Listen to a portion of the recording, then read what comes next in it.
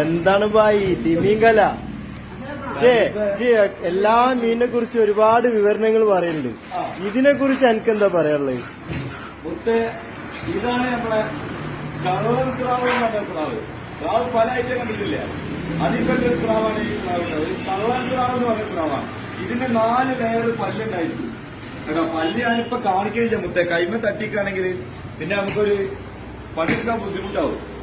അപ്പൊ എന്താ പറയാ, ഇത് ഈ സ്രാവൊക്കെ കഴിക്കാൻ ഈ മഗ്നീഷ്യത്തിന്റെ അംശം കൂടുതലുള്ള മീനുകൾ പെട്ടൊരു മീനാണ്.